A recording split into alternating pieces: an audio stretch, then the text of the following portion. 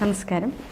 ഞാൻ doctor Sajitha, consultant obstetrician and gynaecologist, KIMS Alshifa hospital, Perinthalmanna.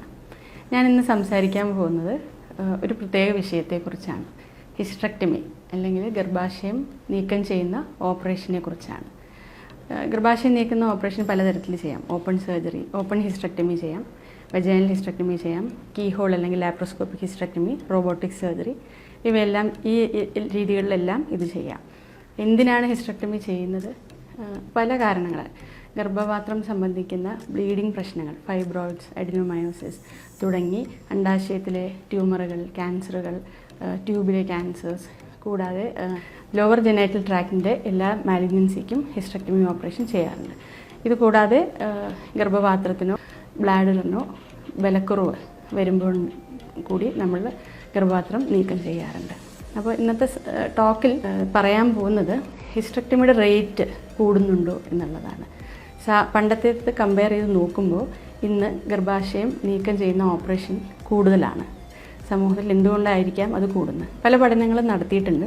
ഇന്ത്യയിൽ ഒട്ടാകെ എടുക്കുകയാണെങ്കിൽ നമുക്ക് കാണാൻ കഴിയുന്ന ഇന്ത്യയുടെ റേറ്റ് എന്ന് പറയുന്നത് വികസിത രാജ്യങ്ങളായ അമേരിക്കയോ യൂറോപ്പിനേക്കാളും കുറവാണ്. എന്നിരുന്നാലും ഇന്ത്യയിലും ഹിസ്റ്ററക്ടമിയുടെ റേറ്റ് കൂടുതൽ തന്നെയാണ്. അതിൽ തന്നെ ചില സംസ്ഥാനങ്ങൾ, ആന്ധ്രാപ്രദേശ്, തെലങ്കാന പോലുള്ള സംസ്ഥാനങ്ങളിൽ അത് കൂടുതലാണ്. ഗ്രാമപ്രദേശത്ത് അത് കൂടുതലാണ്. തൊഴിൽ രഹിതരിൽ, അതായത് ഒരു തൊഴിൽ അന്വേഷിക്കുന്ന ഒരാളിൽ ഹിസ്റ്ററക്ടമി റേറ്റ് കൂടുതലാണ്. വിദ്യാഭ്യാസ യോഗ്യത കുറവുള്ളവരിൽ അത് കൂടുതലാണ്. അങ്ങനെ കുറച്ച് പഠനത്തിൽ കുറച്ച് കണ്ടുപിടുത്തങ്ങൾ ഉണ്ടായിട്ടുണ്ട്. അതുപോലെ ഹയർ സെൻറ്റേഴ്സ്, വലിയ ഹോസ്പിറ്റലുള്ള ജില്ലകളിലാണ് പൊതുവെ ഹിസ്റ്ററക്ടമിയുടെ റേറ്റ് കൂടിക്കണ്ടിരുന്നത്. കേരളത്തിലെ സാഹചര്യം എടുക്കുകയാണെങ്കിൽ അതിൻ്റെ ഒരു റേറ്റ് പറയുന്നത് 3 to 5%, 3 തൊട്ട് 5% എന്നാണ് കേരളത്തിലെ ഒരു സാഹചര്യം ഡിസ്ക്രൈബ് ചെയ്യുന്നത്. അത് തന്നെ കേരളത്തിൽ കൂടുതലും നഗരത്തിലാണ് ഹിസ്റ്ററക്ടമിയുടെ എണ്ണം കൂടുതലെന്നാണ് കാണുന്നത്. അപ്പോൾ എന്തായിരിക്കാം ഇപ്പോൾ ഗർഭാശയം നീക്കം ചെയ്യുന്ന ശസ്ത്രക്രിയകൾ കൂടാനുള്ള കാരണം?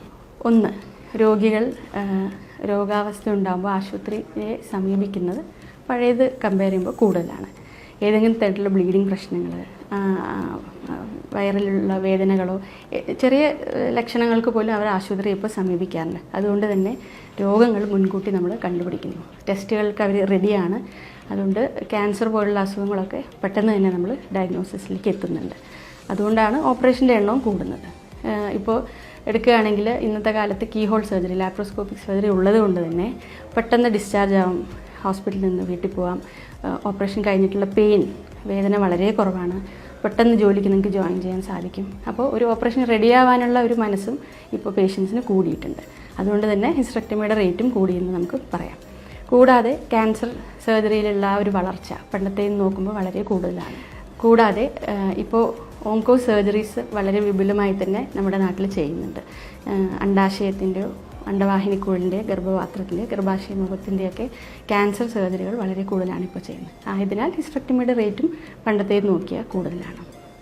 ഇത് കൂടാതെ ഏതെങ്കിലും ഡോക്ടർ ആവശ്യമില്ലാതെ ഒരു ഹിസ്റ്ററക്ടമി ചെയ്യുന്നുണ്ടോ എന്നറിയാൻ വേണ്ടി തന്നെ ഒരു ഓഡിറ്റിംഗ് സർക്കാർ തലത്തിൽ നടക്കുന്നുണ്ട്. അത് ഗവൺമെൻറ് ഹോസ്പിറ്റലിലെയും പ്രൈവറ്റ് ഹോസ്പിറ്റലിലെയും ഡോക്ടർമാർക്കിടയിൽ നിന്ന് വിവരം അവർ ശേഖരിക്കുന്നുണ്ട്.